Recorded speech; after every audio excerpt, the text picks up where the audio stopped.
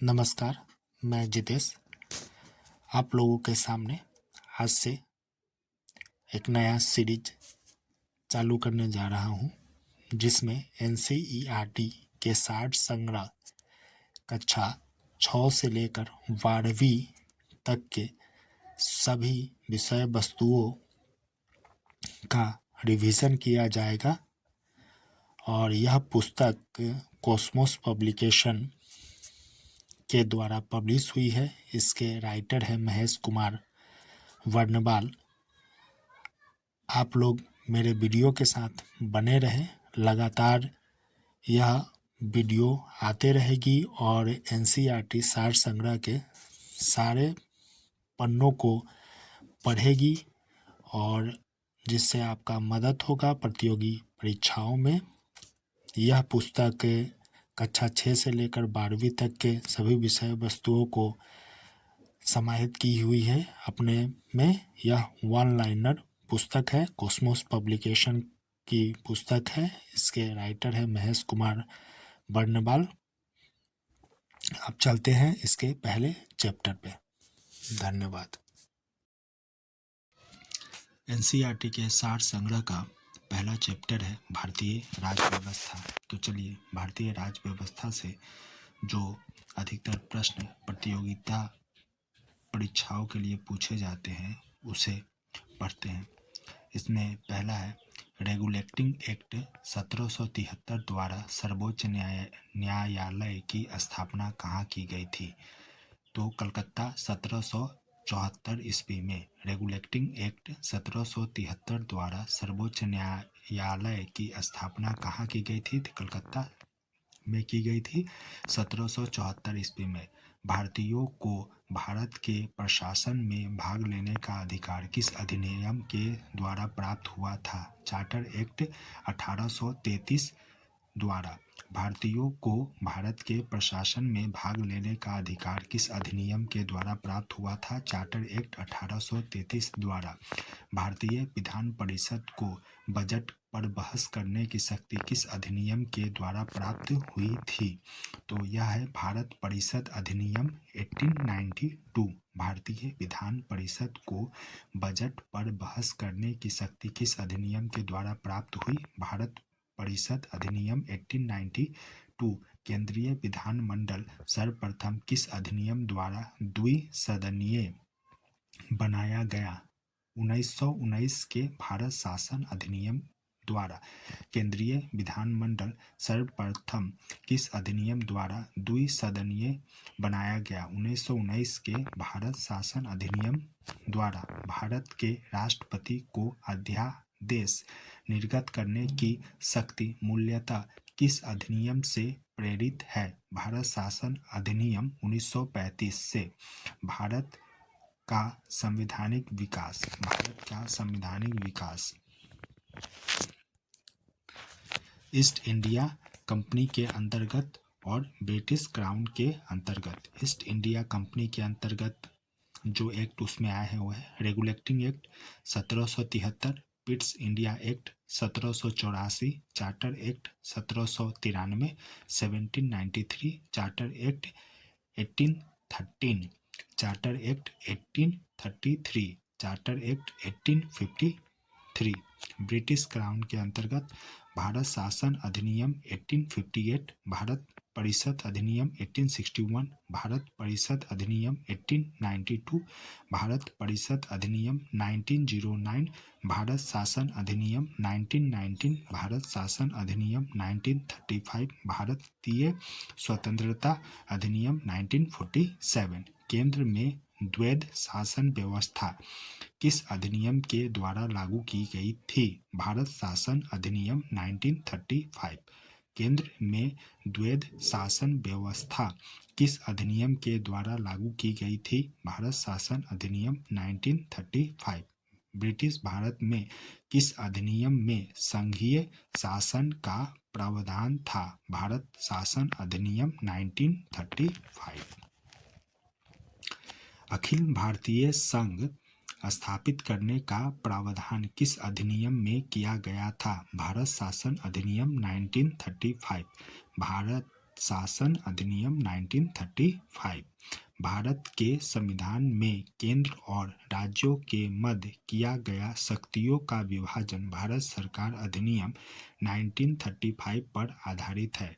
एक निर्वाचित संविधान सभा द्वारा भारत के संविधान का निर्माण करने का प्रस्ताव किसके द्वारा दिया गया था? क्रिप्स मिशन द्वारा। भारतीय संविधान सभा का गठन किसके अंतर्गत किया गया था? कैबिनेट मिशन 1946 ईस्वी के द्वारा। भारतीय संविधान सभा का गठन किसके अंतर्गत किया गया था? कैबिनेट मिशन 1946 ईस्वी के द्वारा। कैबिनेट मिशन द्वारा प्रस्तुत योजना के अनुसार संविधान सभा में प्रांतों से प्रतिनिधियों का निर्वाचन किस अनुपात में था? 10 लाख की जनसंख्या पर एक सदस्य। कैबिनेट मिशन द्वारा प्रस्तुत योजना के अनुसार संविधान सभा में प्रांतों से प्रतिनिधियों का निर्वाचन किस अनुपात में था? 10 लाख की जनसंख्या पर एक सदस्य। भारतीय संविधान का निर्माण करने वाली संविधान सभा के सदस्यों का चुनाव किसके द्वारा किया गया था? विभिन्न प्रांतों की विधानसभाओं के द्वारा। भारतीय संविधान का निर्माण करने वाली संविधान सभा के सदस्यों का चुनाव किसके द्वारा किया गया था? विभिन्न प्रांतों की विधानसभाओं के द्वारा। अंतरिम सरकार वर्ष 1946। सदस्य जवाहरलाल नेहरू। राष्ट्रमंडल संबंध तथा विदेशी मामले सरदार वल्लभ भाई पटेल। गृह सूचना एवं प्रसारण डॉक्टर राजेंद्र प्रसाद। खाद्य एवं कृषि जॉन मथाई। उद्योग एवं नागरिक आपूर्ति जगजीवन राम। श्रम सरदार बलदेव सिंह। रक्षा लियाकत अली खान। वित्त सी राजगोपालाचारी। शिक्षा एवं कला। अंतरिम सरकार 1946। जवाहरलाल नेहरू। राष्ट्रमंडल संबंध तथा विदेशी मामले सरदार वल्लभ भाई पटेल। गृह सूचना एवं प्रसारण डॉक्टर राजेंद्र प्रसाद। खाद्य एवं कृषि जॉन मथाई। उद्योग एवं नागरिक आपूर्ति जगजीवन राम। श्रम सरदार बलदेव सिंह। रक्षा लियाकत अली खान। वित्त सी राजगोपालाचारी। शिक्षा एवं कला। भारत शासन अधिनियम 1919 की समीक्षा करने के लिए वर्ष 1927 में साइमन कमीशन का गठन किया गया था। भारत शासन अधिनियम 1919 की समीक्षा करने के लिए वर्ष 1927 में साइमन कमीशन का गठन किया गया था।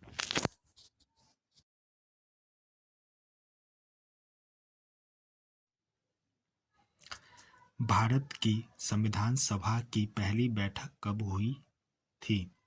9 दिसंबर 1946 को। भारत की संविधान सभा की पहली बैठक कब हुई थी? 9 दिसंबर 1946 को। भारतीय संविधान का प्रथम प्रारूप ड्राफ्ट सर B.N. राव द्वारा तैयार किया गया था। भारतीय संविधान का प्रथम प्रारूप सर B.N. राव द्वारा तैयार किया गया था। संविधान सभा का अस्थायी अध्यक्ष परमानेंट चेयरमैन किसे चुना गया था? डॉक्टर राजेंद्र प्रसाद।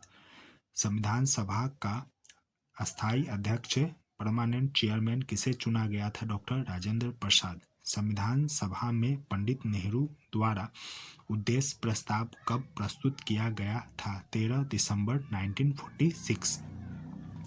संविधान सभा में पंडित नेहरू द्वारा उद्देश्य प्रस्ताव कब प्रस्तुत किया गया था? 13 दिसंबर 1946। नेहरू द्वारा प्रस्तुत उद्देश्य प्रस्ताव संविधान सभा में कब स्वीकृत हुई थी? नेहरू द्वारा प्रस्तुत उद्देश्य प्रस्ताव संविधान सभा में कब स्वीकृत हुआ था? 22 जनवरी 1947। भारतीय संविधान के निर्माण काल में संविधान सभा के कुल कितने अधिवेशन हुए थे? 12। भारतीय संविधान के निर्माण काल में संविधान सभा के कुल कितने अधिवेशन हुए थे? 12। भारतीय संविधान के निर्माण में संविधान सभा को कितना समय लगा? 2 वर्ष 11 माह और 18 दिन। भारतीय संविधान सभा के संवैधानिक सलाहकार कौन थे? Sir B.N. राव। भारतीय संविधान के संवैधानिक सलाहकार कौन थे? Sir B.N. राव।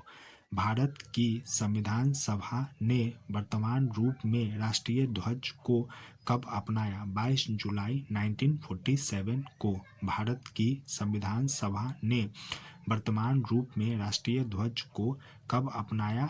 22 जुलाई 1947 को। संविधान सभा की प्रथम बैठक की अध्यक्षता डॉक्टर सच्चिदानंद सिन्हा अस्थायी अध्यक्ष ने की थी।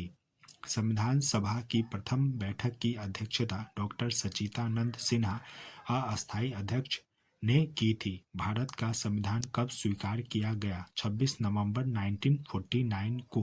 भारत का संविधान कब स्वीकार किया गया? 26 नवंबर 1949 को। भारतीय संविधान पूर्णतः कब लागू हुआ था? 26 जनवरी 1950 को। संविधान सभा कॉन्स्टिट्यूएंट असेंबली 9 दिसंबर 1946 को संविधान सभा की प्रथम बैठक हुई, जिसमें डॉक्टर सच्चिदानंद सिन्हा को अस्थायी अध्यक्ष तथा 11 दिसंबर 1947 को डॉक्टर राजेंद्र प्रसाद को अस्थायी अध्यक्ष चुना गया। संविधान निर्माण का प्रारंभ 13 दिसंबर 1946 को पंडित जवाहरलाल नेहरू द्वारा प्रस्तुत उद्देश्य प्रस्ताव से हुआ, जिसे 22 जनवरी 1947 को सर्वसम्मति से स्वीकार कर लिया गया। 26 नवंबर 1949 को भारतीय संविधान अंगीकृत किया गया, जबकि 26 जनवरी 1950 को इसे पूर्णतः लागू किया गया। 26 नवंबर 1949 को भारतीय संविधान किसके द्वारा अधिनियमित किया गया था? संविधान सभा द्वारा। जन गण मन को भारत के राष्ट्रगान के रूप में कब अपनाया गया? 24 जनवरी 1950 में। भारत सरकार द्वारा अशोक स्तंभ को राष्ट्रीय चिन्ह नेशनल एम्ब्लेम के रूप में अंगीकृत किया गया था 26 जनवरी 1950 को। संविधान सभा की सलाहकार समिति एडवाइजरी कमेटी के अध्यक्ष सरदार वल्लभ भाई पटेल थे। संविधान सभा की झंडा समिति के अध्यक्ष कौन थे? डॉक्टर राजेंद्र प्रसाद। प्रमुख समितियां एवं उनके अध्यक्ष। संघ शक्ति समिति पंडित जवाहरलाल नेहरू। संघ शक्ति समिति पंडित जवाहरलाल नेहरू। संघीय संविधान समिति पंडित जवाहरलाल नेहरू। प्रांतीय संविधान समिति सरदार वल्लभ भाई पटेल। प्रारूप समिति डॉक्टर भीमराव अंबेडकर। मौलिक अधिकारों एवं अल्पसंख्यकों संबंधी परामर्श समिति सरदार वल्लभ भाई पटेल। प्रक्रिया नियम समिति डॉक्टर राजेंद्र प्रसाद। राज्यों के लिए समिति पंडित जवाहरलाल नेहरू। संचालन समिति डॉक्टर राजेंद्र प्रसाद। संविधान सभा के कार्यों से संबंधित समिति के अध्यक्ष कौन थे? G.V. मालवलंकर। Doctor V.R. अंबेडकर की अध्यक्षता में संविधान सभा की प्रारूप समिति में 6 अन्य सदस्य N.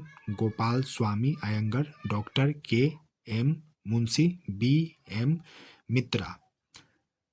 बाद में इनके स्थान पर N. माधवराव, अल्लादी कृष्णास्वामी अय्यर, सैयद मोहम्मद सादुल्ले तथा D.P. खैतान। बाद में इनके स्थान पर T.T. कृष्णमाचारी थे। संविधान सभा ने डॉक्टर B.R. अंबेडकर की अध्यक्षता में प्रारूप समिति का गठन कब किया था? 29 अगस्त 1947। Doctor B.R. अंबेडकर का संविधान सभा में निर्वाचन किस प्रेसिडेंसी से हुआ था? बम्बई प्रेसिडेंसी 1947 से 1950। पहले बंगाल प्रेसिडेंसी से 1946 से 47। भारत का संविधान मूलतः 2 भाषाओं हिंदी तथा अंग्रेजी में लिखा गया था और सभी सदस्यों ने इन दोनों प्रतियों पर हस्ताक्षर किए थे।